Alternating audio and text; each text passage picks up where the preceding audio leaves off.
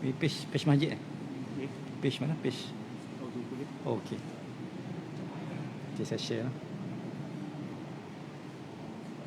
Astagfirullah. Bismillahirrahmanirrahim. Astaghfirullahalazim alladzi la ilaha illallah. Astaghfirullahalazim alladzi la ilaha illallah.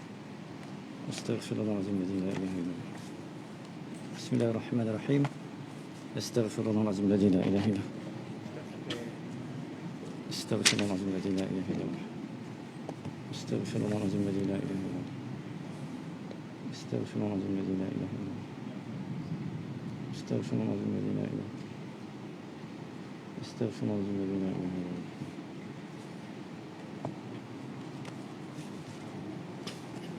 Bismillahirrahmanirrahim.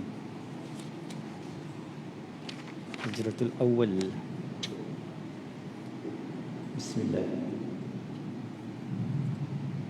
Bismillah. Astaghfirullah. Astaghfirullah.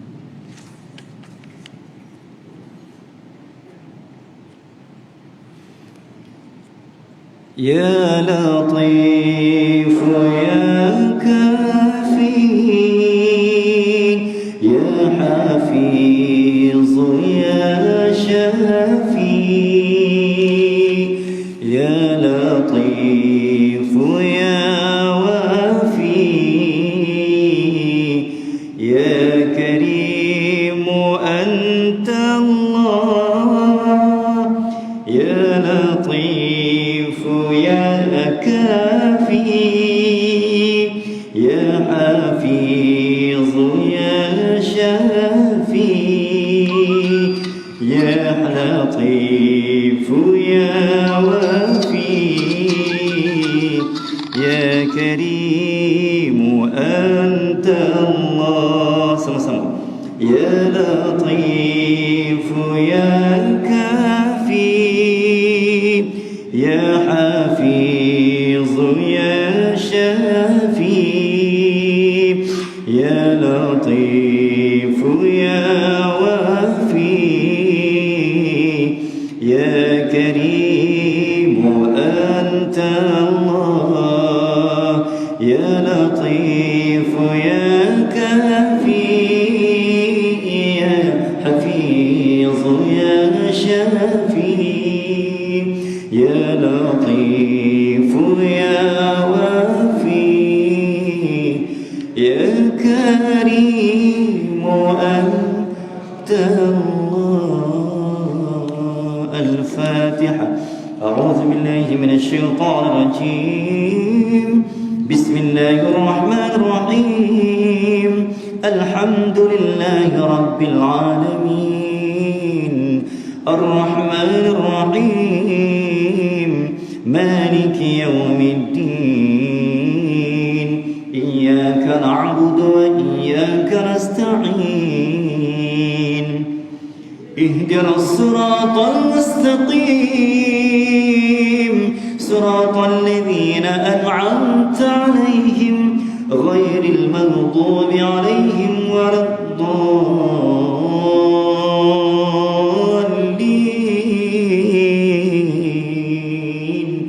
Amin.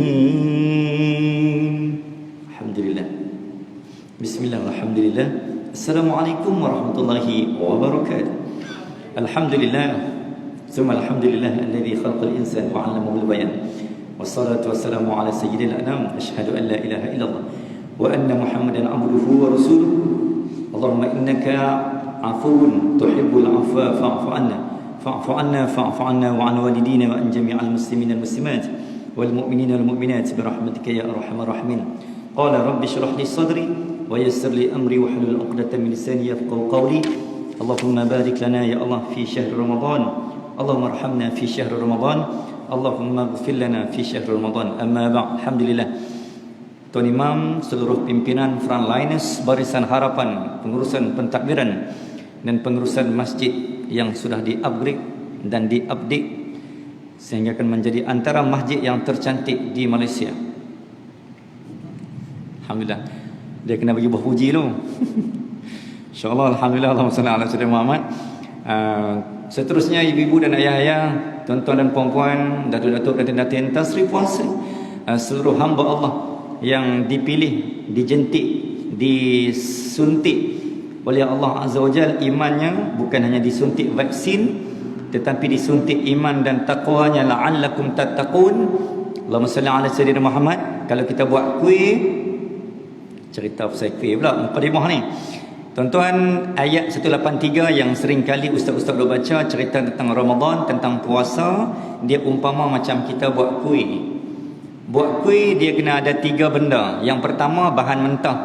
Kena ada tepung, kena ada gula, garam, margarin secukup rasa. Lepas bahan mentah dan benda yang kita nak buat kuih tu, yang kedua proses. Proses ni maksudnya apa? Adun dia cukup, kacaunya cukup, ulinya cukup. Sallallahu alaihi Muhammad. 2. Lepas proses cukup, yang ketiga tu, kalau bahan mentah tu memang bukan, memang apa kualitinya bagus, kualitinya baik, hasilnya mesti cantik.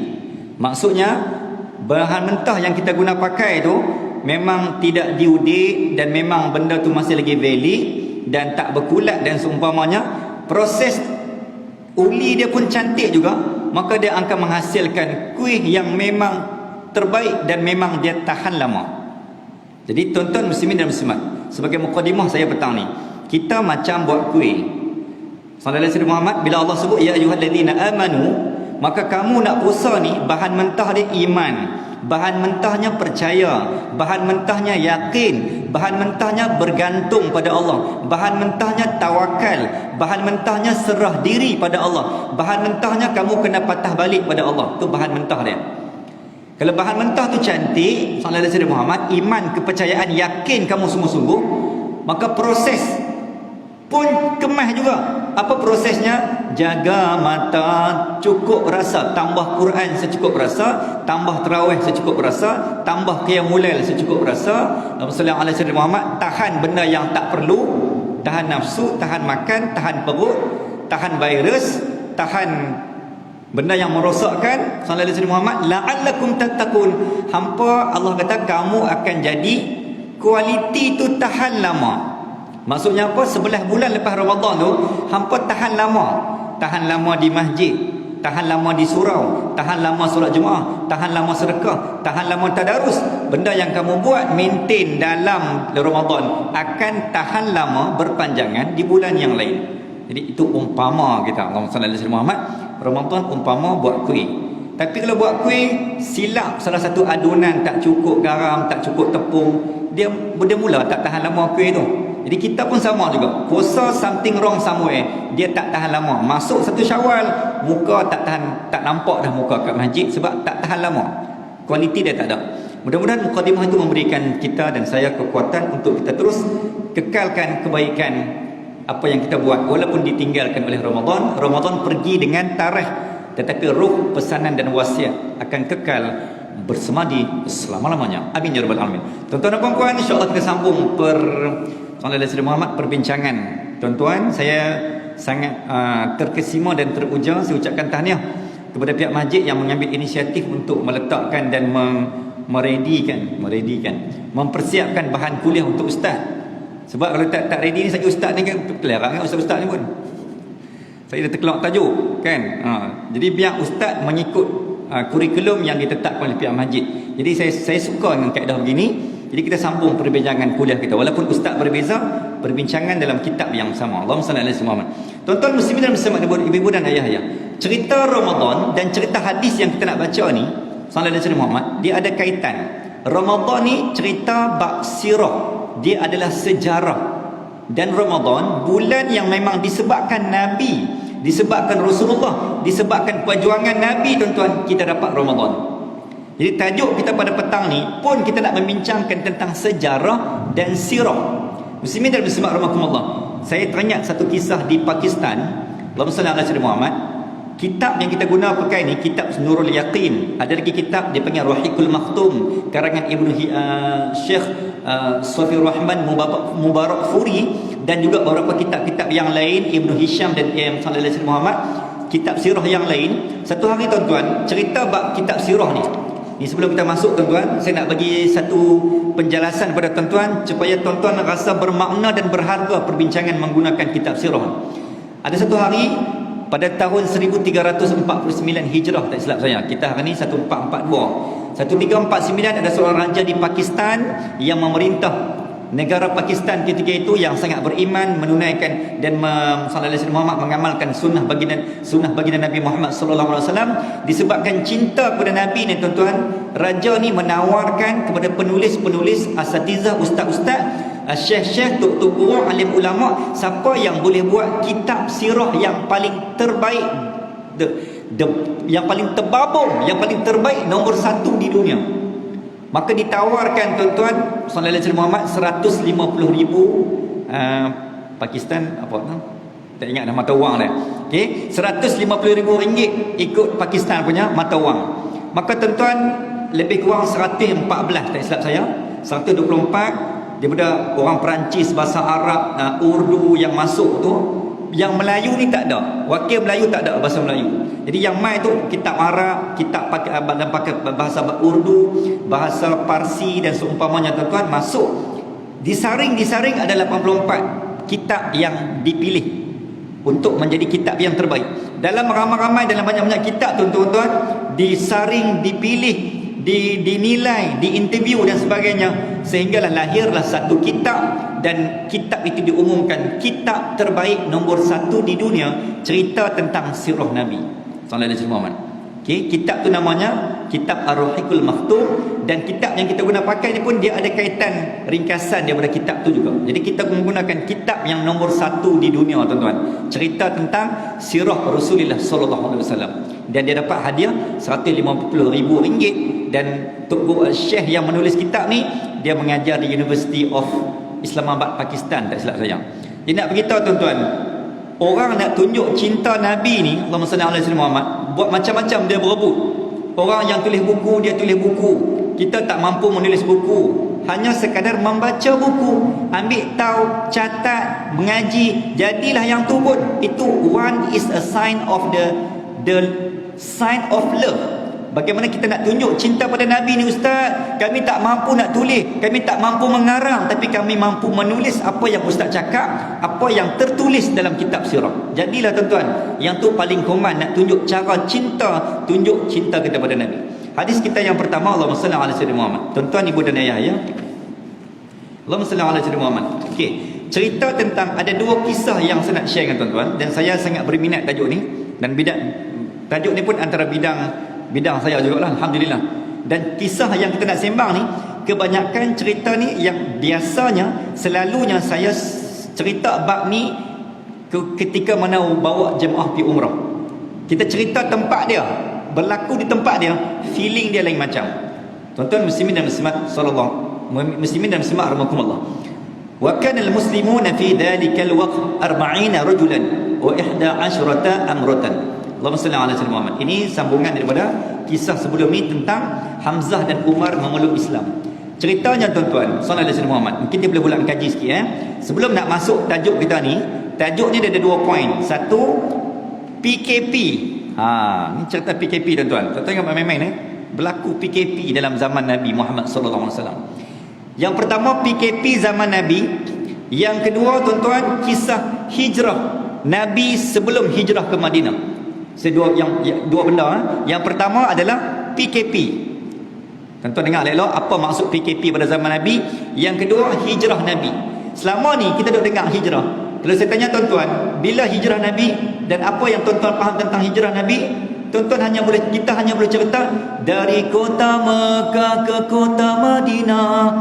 Itu saja yang kita tahu. Sebab zaman tadika, zaman sekolah, ustaz-ustaz duk cerita, mak ayah duk cerita yang tu je, dan kita pun mungkin tak ambil tahu, dan mungkin kita pun tak belajar. Rupanya hijrah itu yang terakhir Nabi. Ni ada hak awal, hak tengah. Ni kita nak masuk hak awal tuan-tuan muslimin dan muslimat rahimakumullah.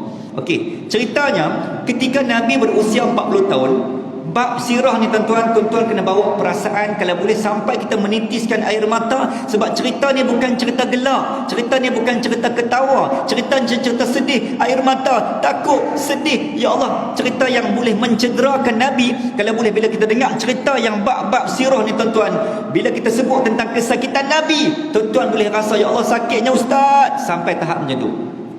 Orang yang boleh sampai tahap macam ni, dia punya love, cinta dia, penghayatan pada Nabi ni sallallahu alaihi wasallam Muhammad, memang tip top, first class lah. Kita tak boleh lawan sahabat dulu tuan-tuan muslimin dan muslimat rahimakumullah.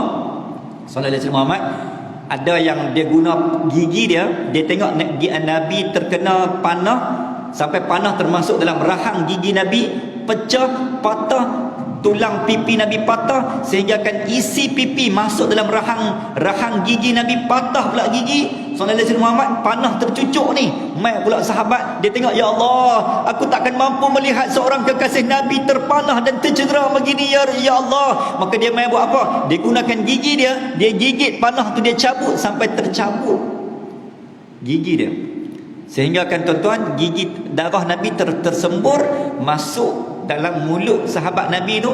Darah Nabi bercantum dengan darah sahabat. Hebatnya sahabat. Inilah kita cemburu geng-geng sahabat ni. Mereka boleh buat sampai tahap macam tu. Darah Nabi bersatu dengan darah mereka. Sallallahu alaihi wasallam Muhammad. Tuan-tuan, kita nak satu apa? Kita tak boleh nak satu darah dah. Kita hanya satu. Bila buat sunnah Nabi tu, kita sedang satukan cinta hati dan doa. Itu je yang termampu. Sebab tu kalau saya bawa jemaah pergi umrah, kalau nak pergi daripada Mekah ke Madinah, sampai satu checkpoint, saya minta jemaah buka kasut. Nampak macam bid'ah sikit, nampak macam pelik sikit kan. Tapi sebenarnya bila buka kasut, saya kata apa, tuan-tuan cuba pijak tanah yang Nabi pijak. Kod kita tak tahu tempat yang tuan-tuan pijak ni, tanah itu yang dipijak oleh bekas tapak kaki Nabi, maka kaki tuan-tuan telah bersatu dengan tapak kaki Rasulullah sallallahu alaihi wasallam. Dia punya feeling cerita tentang sirah ni benda yang sangat dalam. Okey, sallallahu alaihi wasallam Muhammad, hisarun Nabi sallallahu alaihi wasallam wa ahli baitihi. Cerita dia tuan-tuan, hisar, cerita tentang pulau, cerita tentang boikot. Bila boikot, dia ada kaitan dengan PKP. Bila PKP, dia ada kaitan tentang pencatuan, makanan tak cukup, tak selesa, takut. Sallallahu alaihi wasallam Muhammad. That is the relation between hisarun Nabi, yang dikatakan pemulauan terhadap Nabi.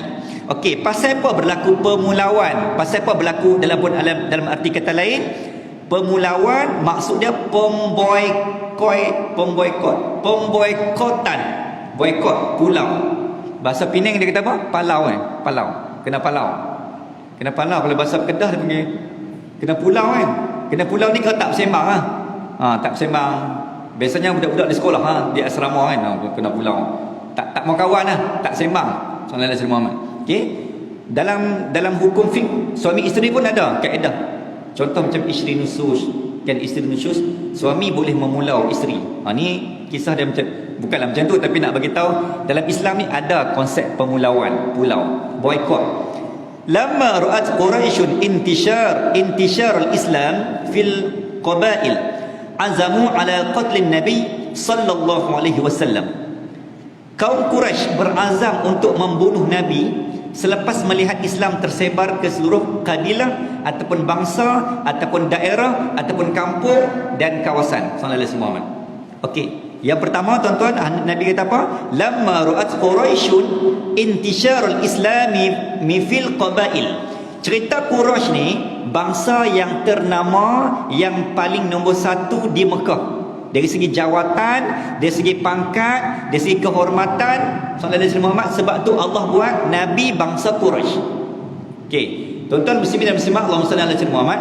Dalam 124,000 lebih Nabi, hanya 4 orang Nabi berbangsa Arab. Okey, salah seorangnya Nabi kita Muhammad sallallahu alaihi wasallam datang daripada bangsa Quraisy. Quraisy ni asalnya dia bukan nama bangsa. Sallallahu alaihi wasallam Muhammad. Okey tuan-tuan, tak apa, saya tak ada nak bincang tentang nama Quraisy ni. Asalnya tuan-tuan, Quraisy ni bangsa yang Allah angkat, yang Allah letak dia pemimpin nombor satu di Mekah ketika itu.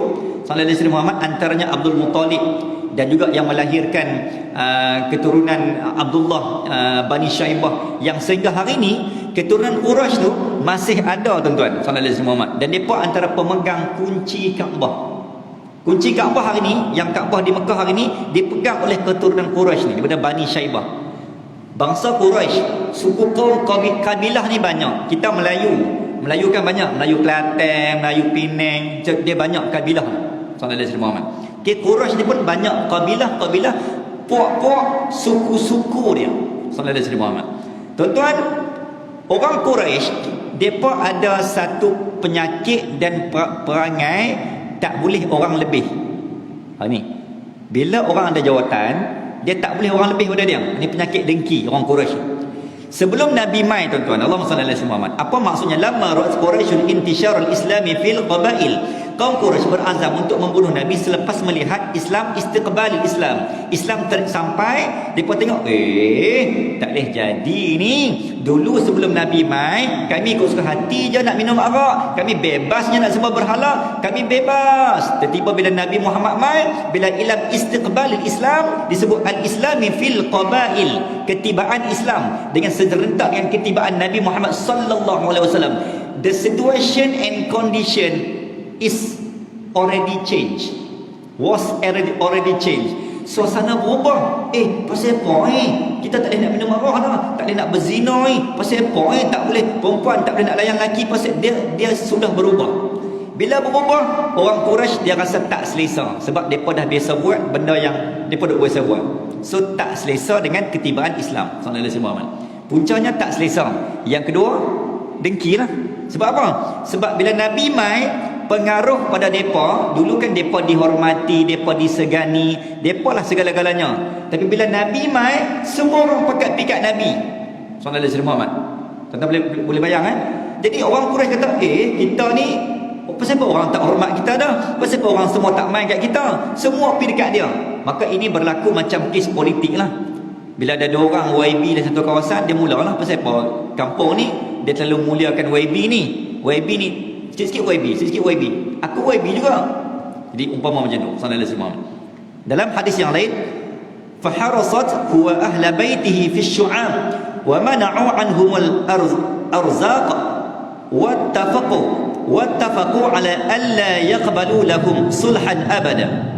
Mereka memulau fahasarathu wa ahla baitihi fi syu'ab. Mereka memulau hasurat ataupun hisar Nabi, memboikot Nabi dan keluarganya di lereng bukit.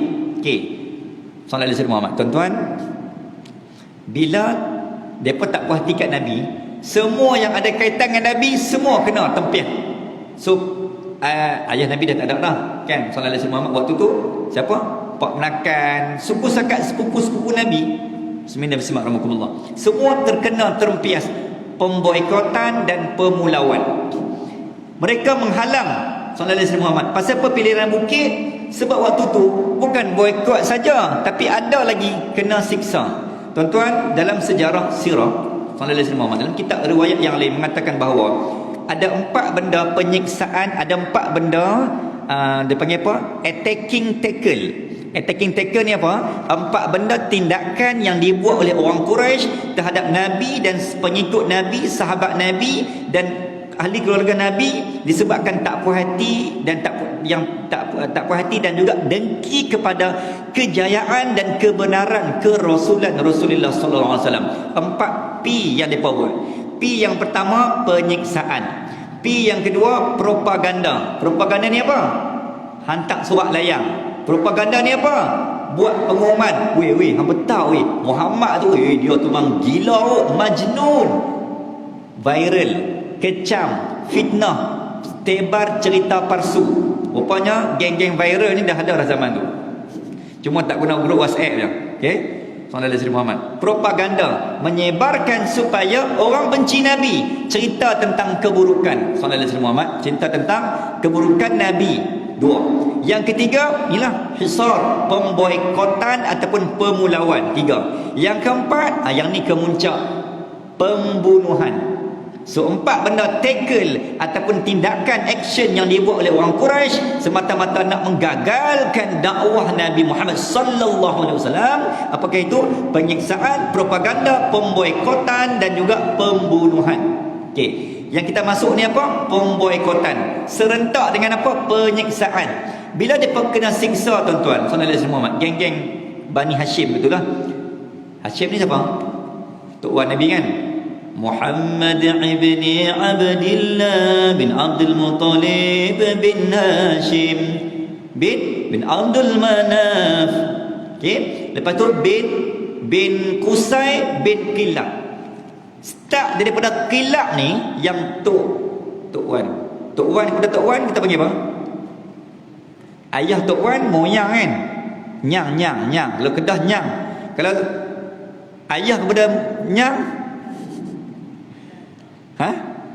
Tok Cai. Tok Cai lah. Sallallahu alaihi wasallam yang bernama Kilab.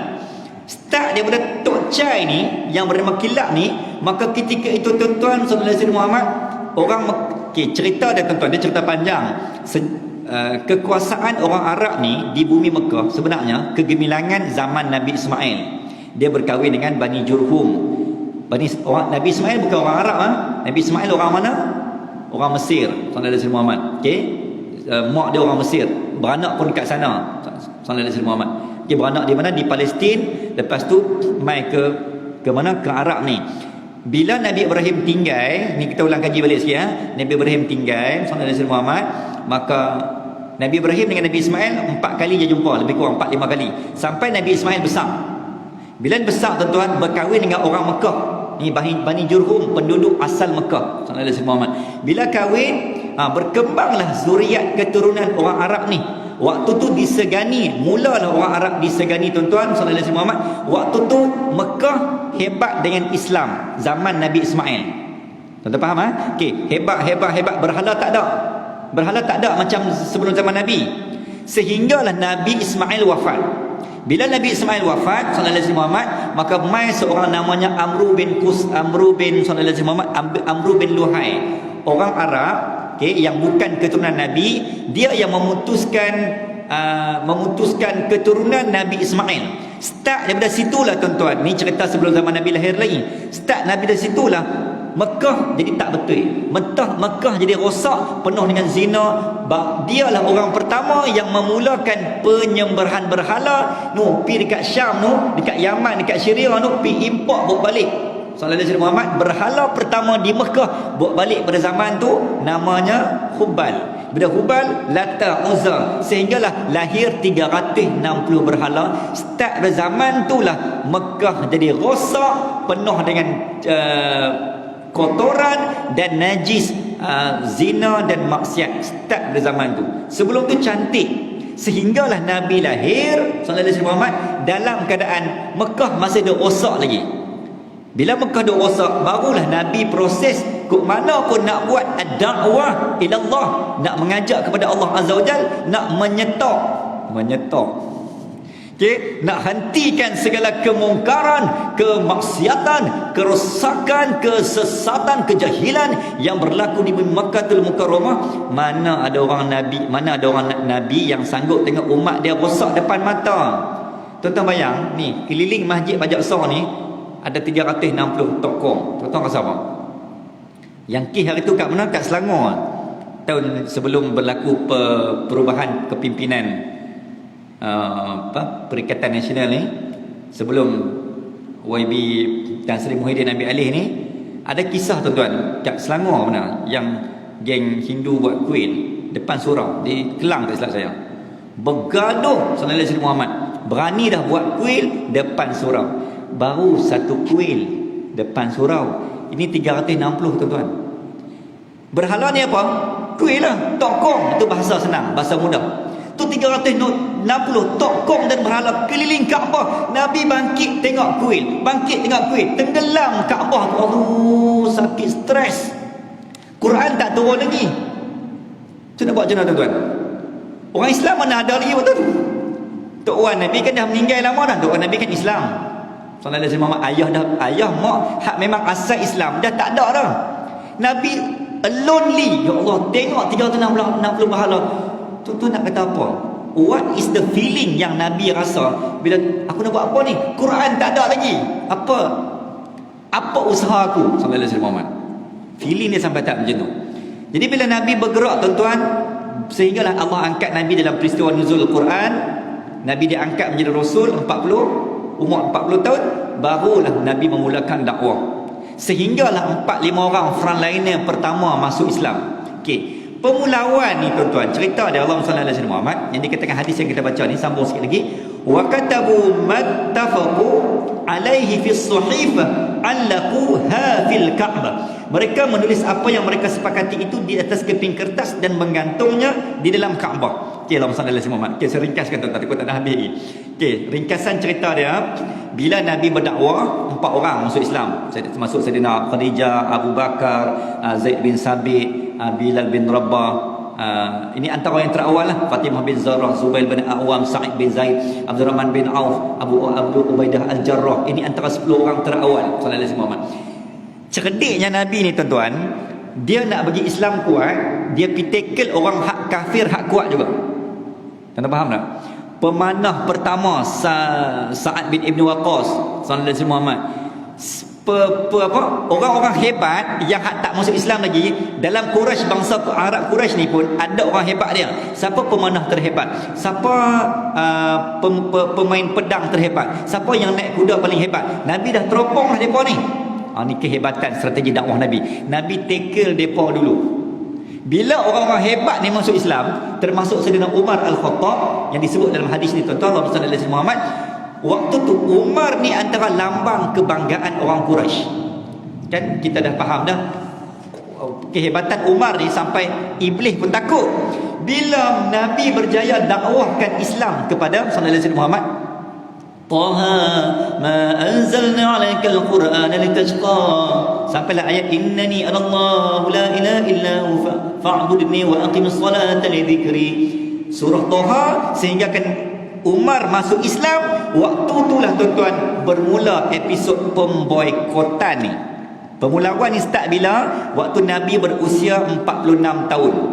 Pada tahun ke-6 kenabian, 616 Masihi, umat Islam makin ramai. Hak sallallahu alaihi Muhammad, waktu tu umat Islam lebih kurang 53 ataupun 60 orang. Ketika itu meningkat sampai 80 orang sallallahu alaihi Muhammad. Bila masuk 80 orang, nak masuk ke 100 tuan-tuan, maka hak masuk Islam tu pula Saidina Umar. Mau tak panas punggung geng Arab Quraisy. Sebab apa? Orang Umar ni memang hak sandaran dan memang orang frontliners Quraisy, tiba-tiba masuk Islam. Depa rasa apa? Orang nombor 1 kita ni, Nabi berjaya dakwah, Muhammad ni mau tak boleh kuat, tak boleh biar ni. Sebab apa? Dia telah berjaya menarik orang harapan kita yang bernama Umar Al-Khattab. Tuan-tuan muslimin dan muslimat rahmatullah, Allahumma salli alaihi Muhammad. Okey, tujuan boikot sebab apa? Nak henti dakwah Nabi. Yang kedua, sebab apa? Sebab depa nak lenyap langsung ke sallallahu alaihi Muhammad. Nabi Muhammad ni kalau boleh tak ada terus. Tuan-tuan, orang Arab Quraisy ni yang bagus dia, dia ada apa bagus. Orang Arab Quraisy ni bagus dia, depa percaya Nabi tu Rasul sallallahu alaihi Muhammad. Tapi depa tak beriman. Macam Abu Talib. Abu Talib kan menakan Nabi. Dia bukan tak terima Nabi tu Nabi. Depa tahu Nabi tu Rasul. Sebab depa yang sambut Nabi waktu Nabi lahir, sallallahu ala Muhammad, Muhammad telah lahir, Muhammad telah lahir. Geng Abu Jahal orang pertama yang sambut Nabi, yang seronok tupak anak menakan pupu dia. Abu Jahal yang hak lawan Nabi ni, dia orang pertama hak sambut selain daripada Abdul Muttalib. Sehingga Nabi kata, Allah kata apa? Abu Jahal setiap hari Isnin sallallahu alaihi Muhammad, Abu Jahal dan Abu Talib kan, diringankan siksaan dia setiap hari Isnin. Sebab hari Isnin kelahiran Nabi. Sebab mereka pernah seronok sambut Nabi Maulid sallallahu alaihi Muhammad. Tuan-tuan ibu dan ayah, mereka baru seronok sikit pun Allah dah ringankan siksaan. Kita bukan seronok sikit, kita memang ikut Nabi terus, tak tahu apa yang Allah nak bagi kat kita. Okey, tuan-tuan sallallahu alaihi Muhammad, orang Quraisy lagi dia pada proses siksa, bawa keluar daripada rumah, dihalau. Maka disebut dalam hadis ni kata apa? Allahumma salli ala sayyidina Muhammad, wa mana'u anhumul arzaq. Maka mereka itu dihalau dan mereka menghalang segala sumber rezeki daripada mereka. Dan sebelum itu dia kata apa? Fa hasarat huwa ahla baitihi fi syu'am. Mereka dihalau ke lereng bukit. Sebab duk rumah disiksa, duk rumah makanan tak ada, nak duk rumah buat apa? Sallallahu alaihi Muhammad, akhirnya mereka terpaksa melarikan diri di lereng-lereng bukit. Okey, tuan-tuan muslimin dan muslimat, Allahumma salli ala sayyidina Muhammad. Benda ni berlaku sampailah 3 tahun. Orang Arab duk push. Apa boikot yang pertama? Yang pertama, jangan bagi makan, PKP, sekat makanan. Jadi sahabat Bani Hashim, ahli keluarga Nabi, Ahlul Bait, depa ter-PKP dekat bukit. Makanan terputus. Sallallahu alaihi Muhammad. Orang luar pun tak boleh mai jual makanan. Dan depa pun tak boleh beli makanan dekat sumber penjual-penjual. Sallallahu alaihi Muhammad. Dua. Yang ketiga, selama 3 tahun, orang Arab, orang hampa nak kahwin, tak boleh kahwin dengan bangsa Quraisy. Orang Quraisy pun tak boleh melamar dengan Bani Hashim ni, keturunan Nabi. Maksudnya apa? Memang terputus hubungan tu. Perkahwinan, ekonomi, sosial, segala-galanya. Sallallahu alaihi Muhammad. Makanan lagi lah, itu yang utama. Kahwin tu tak apa sangat. Bab makanan tu menyebabkan 3 tahun tuan-tuan. Tiba-tiba saya ringkaskan cerita, Allah sallallahu alaihi Muhammad berita pemboikotan ni. Orang Arab Quraisy menindas kepada Bani Hashim, keturunan Nabi. Berita ni tersebar keluar Mekah sehingga bangsa suku-suku lain, bangsa Arab lain selain daripada Quraisy, Arab ni banyak kan, sallallahu alaihi wasallam, Jurhum dan sebagainya, bangsa lain dengar sampai kat telinga depa. Bila sampai kat telinga depa, Allah buka pintu bangsa suku-suku Arab yang lain, maka mereka simpati apa yang Quraisy buat dekat Bani Hashim, keturunan keluarga Nabi. Maka hantar 5 orang frontliners daripada bangsa Arab yang lain yang bernama Zuhair, Mut'im, Zam'a, Hisham bin Amru dan juga Abu Al-Bukhturi. Antara 5-6 orang ni tuan-tuan, Allahumma salli ala sayyidina Muhammad, depa mai, depa senyap-senyap bawa makanan. Teh tarik, cok badak, tepung talam. Ui, sedap. Cincau. Tuan-tuan ala sayyidina Muhammad. Buat mai makanan ni tuan-tuan, nasi Arab pula kat atas. 5-4-5 orang sikit nak makan. Makanan yang 5 orang ni tuan-tuan, mai senyap-senyap pintu belakang. Bukan nasi kandak pintu belakang. Ni 5 orang ni buat mai pintu belakang, pi bagi dekat Bani Hashim, keturunan Bani Hashim, ahli keluarga Nabi yang diboikot oleh Arab Quraisy selama 3 tahun. PKP 3 tahun tuan-tuan. Sallallahu alaihi Muhammad. Kita PKP, sopa tak PKP, so duk romon sopa tu juga kan. Ini PKP yang betul-betul PKP yang langsung tak boleh keluar pergi makan. Sallallahu alaihi Muhammad. Okey. Jadi tuan-tuan muslimin dan muslimat rahimakumullah, ketika itu tuan-tuan, Allahumma salli ala sayyidina Muhammad, 5 orang inilah depa ni yang nak bantu keturunan keluarga Nabi ni nak musnahkan terus perjanjian. Sebenarnya ada perjanjian. Orang Arab Quraisy ni depa tulis atas kertas yang ditulis oleh Baghi ataupun Baghdad nama dia. Dia yang tulis perjanjian MOU antara sallallahu alaihi Muhammad, keturunan Nabi Bani Hashim dan juga Arab Quraisy, termaterai perjanjian. Apakah perjanjian tadi? Yang tadilah, makanan hampa tak boleh beli, kami tak boleh jual kat hampa. Kalau hampa nak beli pun kena double triple harga, naik harga. Sallallahu alaihi Muhammad. Memang ditindas cukup-cukup. Hampa tak boleh kahwin dengan kami. Nah, hampa bujanglah hampa 3 tahun ni. Sallallahu alaihi Muhammad. Okey, hampa tak boleh, apa pun tak boleh. Semua disekat. Ini perjanjian ditulis, dan perjanjian ni tuan-tuan ditulis, dilekat, ditampal di dalam Kaabah. 616 Masihi. Sallallahu alaihi Muhammad. Kesan dan bekas tu masih ada dalam Kaabah. Ni cerita lama lah. Tuan-tuan muslimin dan muslimat rahimakumullah. Jadi bila mai 2 orang tadi tuan-tuan, depa nak bantu keturunan Nabi ni, maka depa pi dekat Kaabah nak pi bakar kertas perjanjian tu. Sebab depa nak tolong Nabi sallallahu alaihi Muhammad supaya perjanjian tu terbatal. Sebab hampa buat teruk sangat menzalimi Nabi ni. Bila pi tuan-tuan, Nabi mendoakan, ya Allah, engkau musnahkan, engkau hinakanlah orang yang menulis perjanjian ni. Sahabat pi tuan-tuan, Allah sallallahu alaihi Muhammad, dia pi tengok kat Kaabah, dia nak bakar perjanjian, kertas perjanjian tu. Tengok apa yang berlaku sangat mengejutkan ketika mana kertas tu terkoyak dimakan anai-anai. Nampak tak tuan-tuan? Apa yang kita boleh belajar kat sini? Kuasa Allah menghantar binatang kecil yang nama anai-anai bantu Nabi. Binatang pun sayang, cinta nak bantu dakwah Nabi. Kita tak ada apa bantu dakwah Nabi. Kita lebih anai-anai daripada anak-anak. Anak-anak tu kalau boleh cakap ni, kita tengok anak-anak di rumah kita ada makan kayu dan sebagainya kan. Kita tengoklah anak-anak tu macam tak ada apa. Anak-anak itu pernah bantu dakwah Nabi. Kita ni. So jangan kita menjadi anak-anak. Okey, anak-anak tu malu kat anak-anak. Allahumma salli alaihi wasallam. Okey, tuan-tuan muslimin semua rahimakumullah, Allahumma salli ala sayyidina Muhammad. Akhirnya kertas tu terbakar. Bila bukan terbakar, dimakan anak-anak. Reput, musnah, hancur. Tiba-tiba ada satu kalimah Allah dan bismillahirrahmanirrahim dalam kertas tu tuan-tuan. Kalimah tu sahaja yang tidak termusnah oleh anak-anak. Insya-Allah.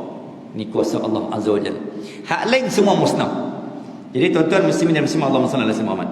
Selepas 3 tahun, pada umur Nabi lebih kurang 47 dan 48 tahun tuan-tuan, maka akhirnya perjanjian ini dikira terbatal. Sebab ketika itu Islam makin lama, makin ramai, makin kuat, lagi disekat macam ayam, lagi sekat, lagi laju dia mengalir. Maka Islam bertambah sehingga 80 orang, 90 orang, 100 orang. Quraisy dapat tension.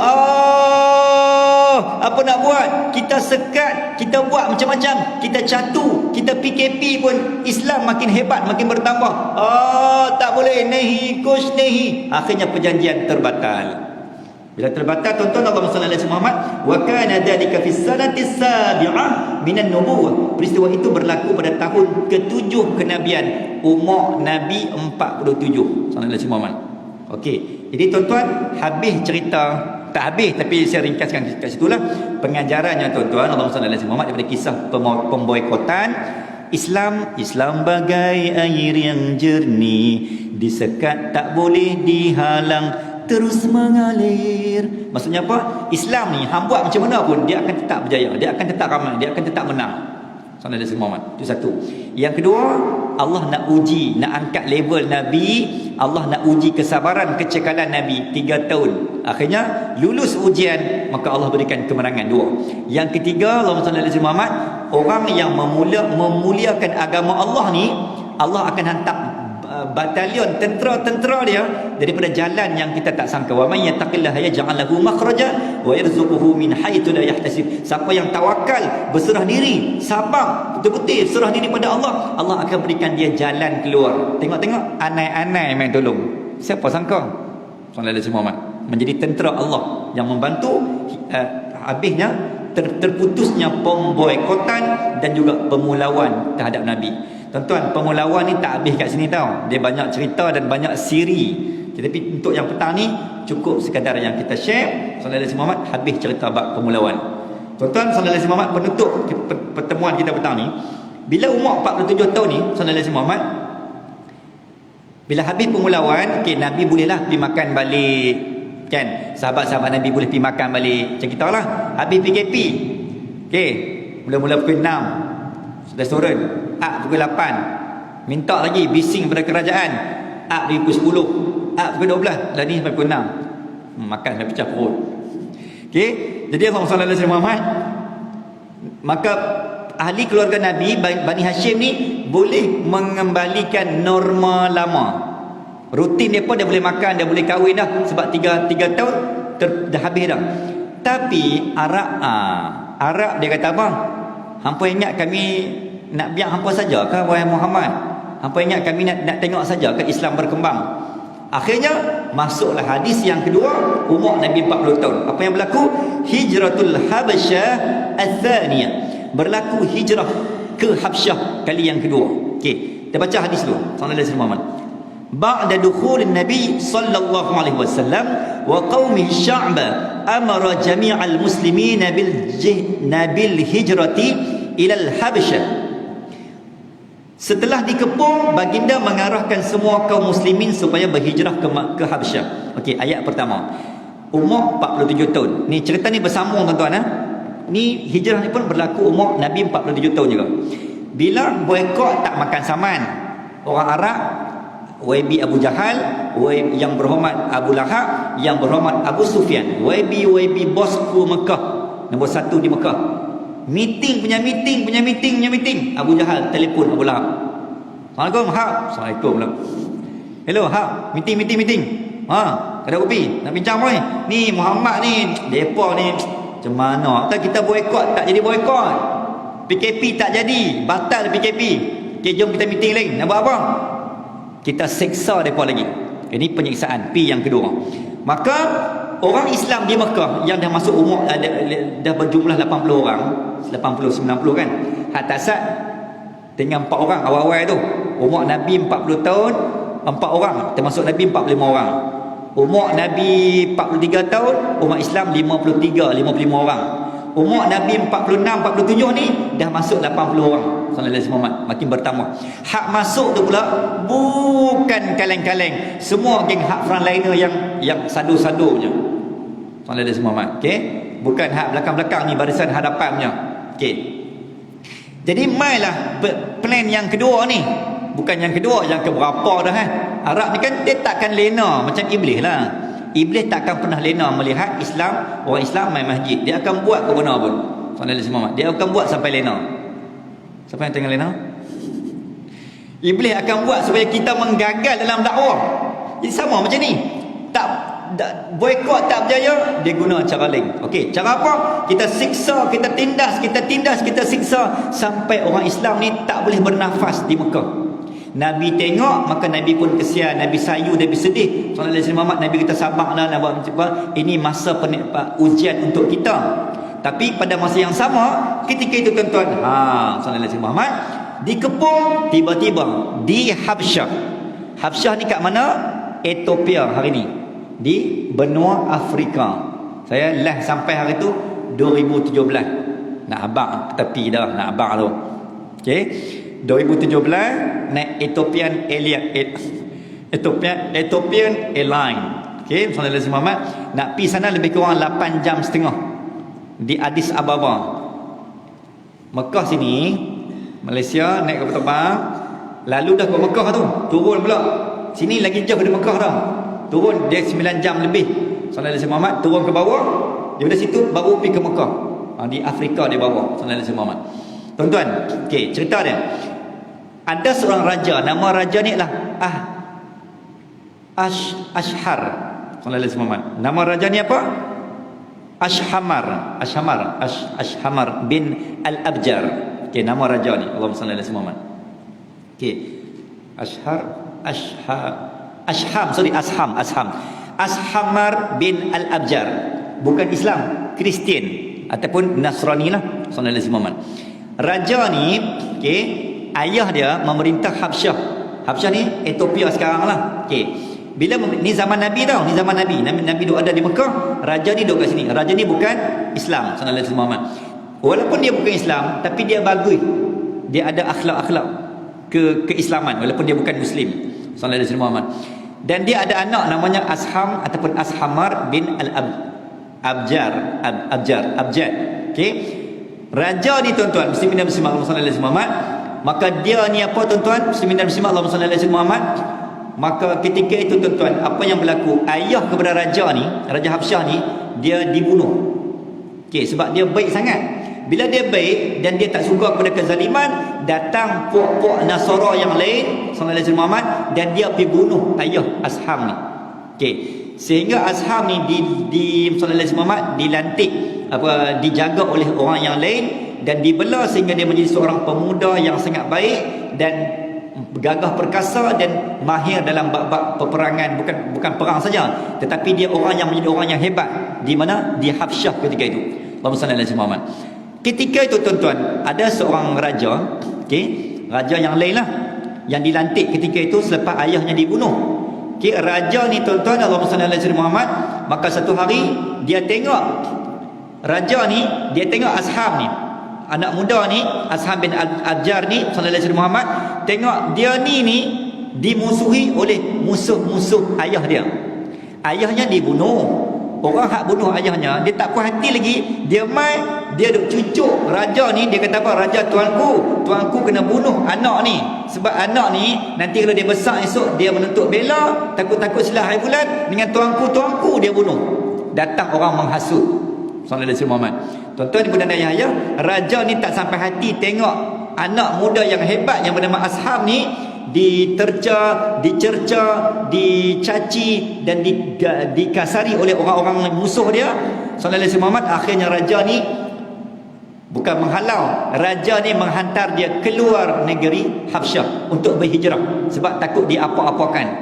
Ringkaskan cerita, berlaku satu ribut taufan yang sangat besar sallallahu alaihi wasallam. Tuan-tuan, Berlaku ribut yang sangat besar ni, tiba-tiba raja ni yang memerintah Habsyah ketika itu terkena macam satu tiang jatuh, tertimpa tiang, mati tu. Bila mati, Habsyah tak ada raja. Ethiopia ni tak ada raja, sallallahu alaihi wasallam. Bila tak ada raja, dia ada anak 12 orang, putera ni. 12 orang ni, 12 orang ni tak boleh harap, tak ada rupa nak dia anak raja. Sehingga kan dia pun teringat Asham tadi, pemuda yang hebat ni, sehingga kan dia dipanggil balik. Maka bila dia balik ke Habsyah ni tuan-tuan sallallahu alaihi wasallam, dia diangkat menjadi raja. Okey, saya ringkaskan masa tuan-tuan. Dia dilantik dan akhirnya tuan-tuan, dia menjadi raja Habsyah ketika itu. Hak asalnya ayahnya dibunuh tadi. Tuan-tuan boleh faham tak? Sallallahu alaihi wasallam. Okey, akhirnya tuan-tuan, Allah angkat dia berkat dia benci kezaliman, berkat dia akhlak yang baik walaupun dia bukan Islam. Sallallahu alaihi wasallam, Allah angkat mulia dia sehingga dia menjadi raja. Okey. Bila dia raja yang baik, tuan-tuan, dia menyantuni rakyat dia, maka rakyat suka dekat dia sebab dia memang raja yang baik. Sallallahu alaihi wasallam. Sehinggalah berita kebaikan raja Asham ni sampai ke pengetahuan Rasulullah. Bukan sampai ke pengetahuan, Nabi memang dah maklum dah. Allah bagi wahyu dekat Nabi. Nabi dah maklum di Habsyah ada seorang raja yang suka layan rakyatnya dengan penuh baik berbanding di Mekah. Akhirnya hadis ni tuan-tuan, Allahumma salli alaihi wasallam, baginda mengarahkan, baginda kata apa? Wahai orang-orang Islam 80 orang, ketika itu hampa pilah bawa diri ke mana? Ke Habsyah. Sebab apa? Di sana ada raja yang baik, hampa akan dapat perlindungan kat sana. Ni hadis ni. Fahajara 73 orang sallallahu alaihi wasallam lelaki, rajulan wahid ahada imratan minhum Ja'far ibn Abi Talib, diketuai oleh frontliners yang namanya Sayyidina Ja'far bin Abu Talib, dua beradik dengan Sayyidina Ali bin Abu Talib sallallahu alaihi wasallam. Tuan-tuan ibu dan ayah, 84 orang ni, depa ni dipimpin oleh Sayyidina Ja'far bin Abu Talib sallallahu alaihi wasallam yang merupakan sepupu Nabi lah. Okey. Depa ni pi ke Habsyah. Bila pi ke Habsyah, walahiqa bihim muslimul Yaman wa hum Abu Musa al-Ash'ari wa banu ammihi. Mereka bertemu dengan kaum muslimin dari Yaman. Orang dari Yaman pun mai juga duduk dekat Habsyah. Yaman pun ada juga macam Raja Abraha. Dia ada raja-raja yang angin tak betul ni, raja-raja yang yang zalim ni. Maka orang Islam daripada Yaman pun mai. Habsyah menjadi tempat perlindungan, keamanan orang Islam sejagat ketika itu walaupun rajanya tak beriman. Tuan-tuan boleh faham? Allahumma salli alaihi wasallam. Wa kanat hadhihi hijratu fi sanati as-sabi'ah min an-nubuwah. Hijrah ini berlaku pada tahun ke-7 kenabian. Serentak dengan pemboikotan tadi, maka 83 orang pun pi ke sana. Saya ringkaskan kat sini tuan-tuan, kita stop sampai sini. Bila pi ke sana sallallahu alaihi wasallam, Raja Asham bin Al-Abjar ni, dia tengok bagusnya orang-orang Mekah ni duduk tertib, adab sopan, bagusnya makan bismillah sallallahu alaihi wasallam, duduk semayang tak lagi waktu tu sebab belum berlaku Isra wal Mi'raj lagi waktu tu. Jadi tapi mereka beribadat cara ketika itulah. Raja Asham tertarik dengan kehidupan orang Islam yang mai daripada Mekah. Sehingga orang Arab Quraisy, ni tak puas hati ni. Orang Arab Quraisy, depa kan dah tengok orang Islam berhijrah, tetap tak puas hati juga. Akhirnya depa pergi cari sampai ke Habsyah.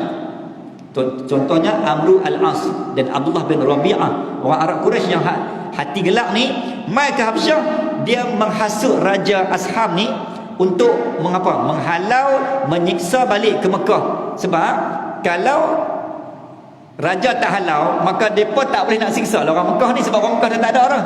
Mereka main hijrah ke Habsyah. Jadi ke mana pun mereka kena tuntut supaya Raja Habsyah halau orang Islam patah balik ke Mekah sallallahu alaihi wasallam.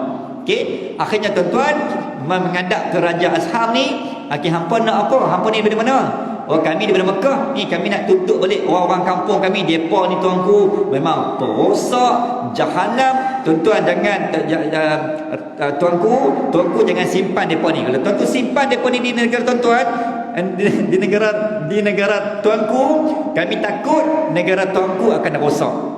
Dia duk hasut pula, duk tikam. Okey, sallallahu alaihi wasallam duk apa? Duk cucuk-cucuk raja ni. Raja tak makan saman. Ketika itulah salah seorang Ja'far bin Abu Talib ni, dia bacakan surah Maryam daripada ayat yang ke-16 yang berbunyi a'udzu minasyaitonir rajim wadhkur fil kitabi Maryam idh tabadat min ahliha makanan syarqiyya, dan bacakanlah wahai Muhammad di dalam kitab Quran ini perihal Maryam ketika dia memencilkan diri dan keluarganya di sebuah tempat sebelah timur. Ayat 16 hingga 19. Sallallahu alaihi Muhammad, raja ni tergoda dengan ayat Quran yang orang Islam Mekah baca depan dia. Saya ringkaskan cerita. Akhirnya Raja Ashab ni memeluk keislaman dan menyatakan asyhadu an la ilaha illallah wa asyhadu anna Muhammadar Rasulullah. Raja Ashab masuk Islam sebab dua. Yang pertama, tergoda dengan Quran. Yang kedua, tergoda dengan akhlak mulia yang ditunjukkan oleh orang Islam yang berhijrah dari Mekah ke Habsyah ketika itu. Akhirnya Raja Ashab bin Al-Abjad ni masuk Islam sehingga akan diberi gelaran Raja Najasyi. Itu cerita dia tuan-tuan, Allahumma salli ala Muhammad. Maka berkembanglah Habsyah menjadi negara Islam yang kedua ketika itu sebelum Madinah terbina. Waktu tu Madinah belum lagi negara Islam lagi. Okey, tuan-tuan, saya rasa sampai sini sahaja yang dapat kita kongsikan. Penutup kisah ni apa yang nak bagi tahu tuan-tuan, Allahumma salli ala Muhammad. Kita ulang balik. Hijrah Nabi ada 3. Yang pertama Habsyah, yang kedua Taif, yang ketiga baru Madinah. Madinah ni last sekali penutup hijrah. Sebab apa berlaku hijrah? Sebab Islam tak selamat, sebab kita diancam, sebab musuh tak puas hati. Yang keempat, sebab Allah nak beri kelapangan dan satu tempat yang istimewa untuk Nabi. Yang kelima, Allah nak hantar orang baru yang lebih mencintai Nabi di saat Nabi diboikot dan dipalau oleh adik-beradik sendiri. Sebab itulah Habsyah, Madinah sama, hampir sama. Apa persamaan dia? Mekah pindah ke Madinah. Orang Madinah bagi rumah, bagi isteri, bagi makanan kepada Nabi dan Muhajirin. Habsyah sama juga. Orang Habsyah bagi rumah, bagi tempat, bagi tanah perlindungan kepada orang Mekah. Sallallahu alaihi wasallam. Rupanya tuan-tuan, pengajaran yang kita nak ambil, kita buat baik ni jangan kira siapa, walaupun orang tak suka kita, Allah akan mendatangkan orang baik yang akan buat baik pada kita bila kita buat baik pada orang, cuma tak tahu bila. Sallallahu alaihi wasallam. So keburukan, kejahatan, balaslah dengan kebaikan. Allah akan menghantar orang baik yang akan berbaik-baik dengan kamu, lambat atau cepat saja. Walaupun orang kampung kamu sendiri memboikot, memulau adik-beradik, membenci kamu, Allah akan hantar orang yang bukan darah daging yang mencintai kamu melebihi adik-beradik kamu. Jadi mudah-mudahan apa yang kita kongsikan diberikan kefahaman untuk kita lebih memahami dan mencintai sirah baginda Nabi Muhammad sallallahu alaihi wasallam.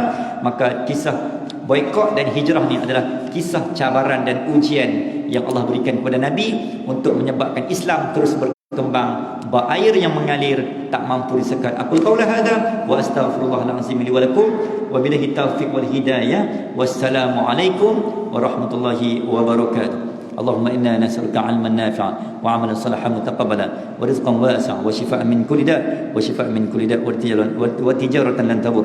اللهم إنا نسألك علما نافعا وعملا صالحا متقبلا برحمتك يا أرحم الراحمين. اللهم بارك لنا في رمضان وبارك اللهم لنا في شهر رمضان. وصلى الله على سيدنا محمد وعلى آله وصحبه أجمعين والحمد لله رب العالمين. تقبل الله منا ومنكم. Tuan-tuan, saya ada bawa